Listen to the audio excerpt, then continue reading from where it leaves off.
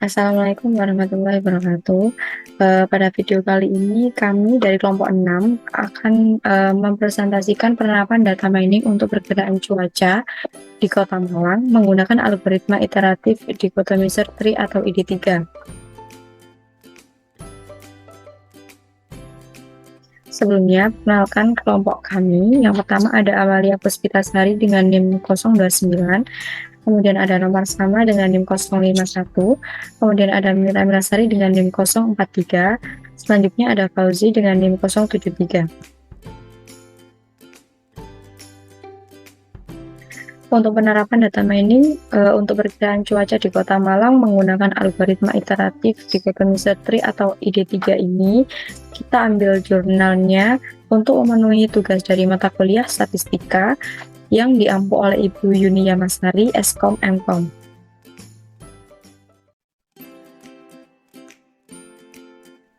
Kita mengambil judul artikel yang berjudul penerapan data mining untuk perkiraan cuaca di Kota Malang menggunakan algoritma iteratif dikotomi search tree atau ID3.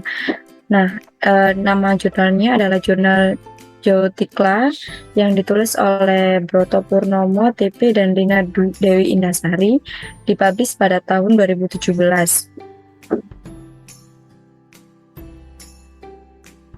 Sebelumnya, untuk data mining sendiri adalah proses pengumpulan dan pengolahan data yang bertujuan untuk mengekstrak informasi penting pada data. Proses pengumpulan dan ekstraksi informasi tersebut dapat dilakukan dengan menggunakan perangkat lunak dengan bantuan perhitungan statistika, matematika, ataupun teknologi artificial intelligence atau AI. Selanjutnya akan dilanjutkan oleh teman saya. Baik, selanjutnya kemudian untuk selanjutnya terdapat metode data mining yang terdiri dari yang pertama mengumpulkan data, kedua menyiapkan data, yang ketiga proses modeling, yang keempat evaluasi data, dan yang terakhir ada penyajian data selanjutnya.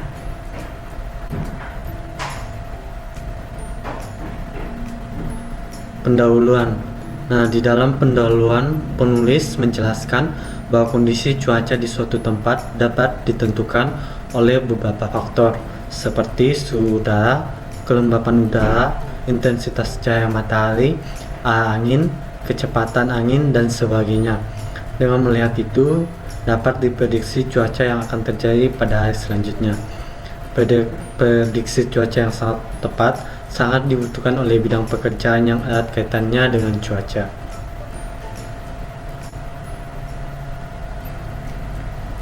Nah, dalam proses pembuatan informasi perakiraan cuaca terdapat beberapa kendala yang terdapat di dalam jurnal ini. Yang pertama, sulitnya membuat informasi perakiraan karena melibatkan banyak sumber data seperti data pengamatan, data model aplikasi cuaca, data gambar kondisi awan dari satelit, dan juga data kondisi awan dari radar.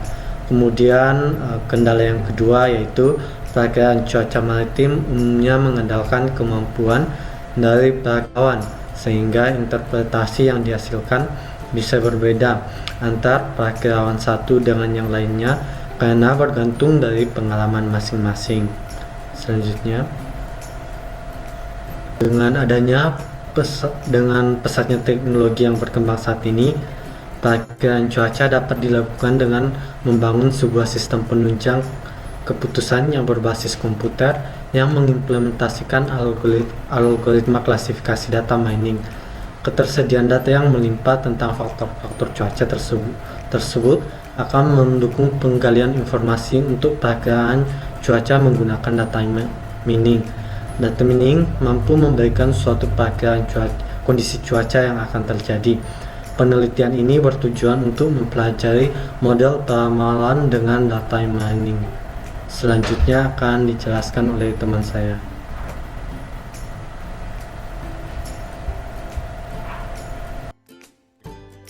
Untuk tujuan penelitian ini adalah penelitian dalam jurnal tersebut bertujuan untuk membangun sistem penunjang keputusan berbasis komputer yang mengimplementasikan algoritma klasifikasi dan data mining untuk pembuatan informasi perkiraan cuaca beberapa hari ke depan.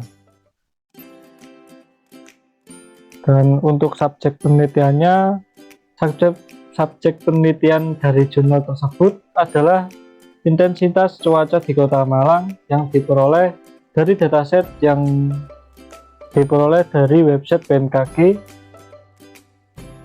bulan Januari 2012 hingga bulan November 2015. Kemudian ada metode penelitian. Dalam jurnal ini, peneliti menggunakan metode algoritma iteratif dichotomized tree atau ID3 untuk menemukan rule yang nantinya akan digunakan sebagai dasar perakiraan, sehingga memudahkan proses analisis dan peramalan cuaca.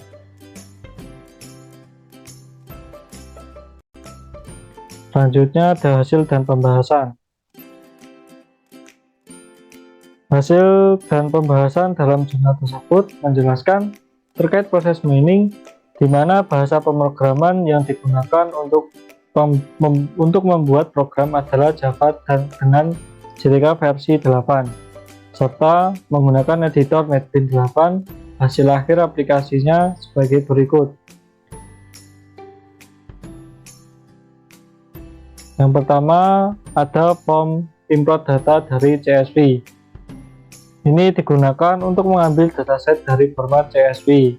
Kemudian form preprocessing dan mining digunakan untuk melakukan preprocessing yang meliputi penghapusan atribut, perubahan value, curah hujan ke bentuk linguistik, dan penyimpanan dataset dengan nama baru.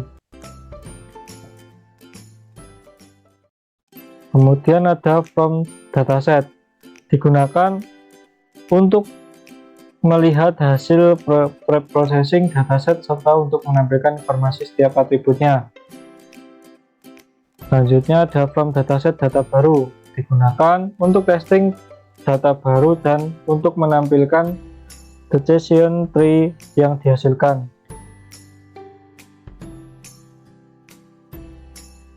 Selanjutnya akan dilanjutkan oleh teman saya. Oke, baik. Pada proses pengujian yang telah dilakukan dari hasil dan pembahasan di jurnal ini dengan 179 data yang dikumpulkan atau 10% dari kumpulan data keseluruhan yang diambil secara acak, dapat diketahui bahwa terdapat 132 database yang sesuai dengan data cuaca sebenarnya, sehingga dapat disimpulkan tingkat akurasinya sebesar 73,74% yang diperoleh dari rumus sebagai berikut, di mana akurasi sama dengan total benar dibagi dengan jumlah data dikali 100%.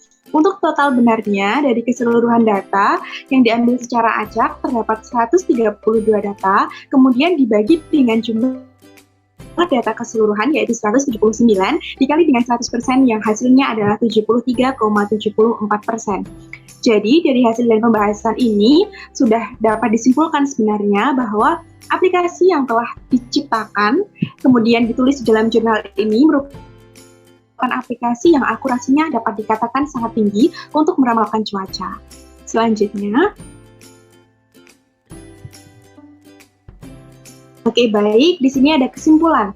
Dari penjelasan dalam jurnal tersebut dapat ditarik beberapa kesimpulan, di antaranya yang pertama, hasil training data menggunakan algoritma iteratif dichotomized tree dapat membangun tree dengan 5 level dan 30 rule. Kemudian yang kedua, pada proses testing dari sampel yang diperoleh secara acak, diketahui bahwa terdapat 132 data yang sesuai dengan data cuaca sebenarnya.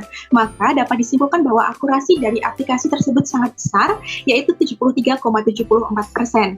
Yang ketiga, ada atribut kelembapan memiliki pengaruh paling dominan dalam menentukan prediksi cuaca.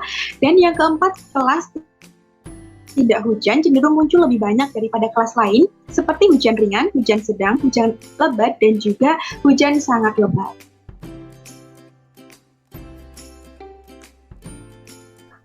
Nah, di dalam jurnal tersebut memiliki kelebihan dan kelemahan yang telah kelompok kami rangkum. Adapun kelebihan dari jurnal tersebut yang pertama, secara keseluruhan jurnal tersebut mampu menjawab semua tujuan penelitian dengan baik. Pada bagian pendahuluan dijelaskan bahwa terdapat beberapa permasalahan yang perlu diselesaikan. Nah, jurnal ini hasil dan pembahasannya sudah mampu menjawab pertanyaan-pertanyaan yang telah diutarakan pada bagian pendahuluan sebelumnya. Kemudian yang kedua, bagian pendahuluan dijelaskan secara rinci sehingga pembaca lebih mudah memahami isi jurnal. Jadi sebelum masuk lebih dalam pada isi jurnal, di bagian pendahuluan penulis menuliskan beberapa rincian sehingga dapat mempermudah pembaca dalam memahami isi materinya. Yang ketiga, jurnal ini juga merupakan jurnal yang terpercaya dan dapat dijadikan sebagai rujukan dalam penelitian selanjutnya karena sudah memiliki ISSN dan sudah dipublikasikan baik secara online maupun secara offline.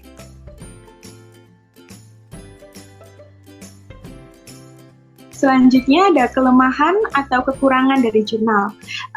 Di samping ada kelebihan dari jurnal ini juga memiliki beberapa kekurangan, di antaranya yang pertama, abstrak hanya menggunakan bahasa Inggris. Nah, seharusnya dalam jurnal yang baik, abstrak harus disertakan dengan bentuk bahasa Inggris dan bahasa Indonesia, disertai dengan keyword yang tersedia. Kemudian yang kedua, terdapat beberapa penulisan yang masih berantakan seperti tata letak spasi di bagian pendahuluan.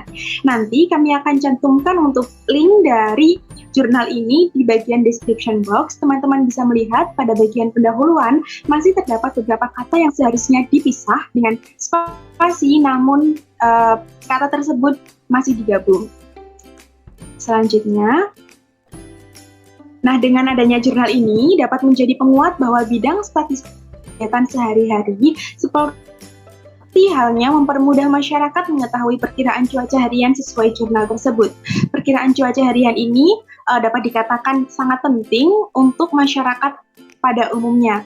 Nah, perkiraan cuaca ini dapat dideteksi dengan data mining tadi, di mana di dalam pengolahan atau di dalam model data mining tersebut menggunakan perhitungan statistika. Oke, baik. Sekian presentasi dari kelompok kami. Apabila ada kurang lebihnya kami mohon maaf. Jika ada pertanyaan yang ingin ditanyakan, bisa langsung ditanyakan di kolom komentar. Wassalamualaikum warahmatullahi wabarakatuh.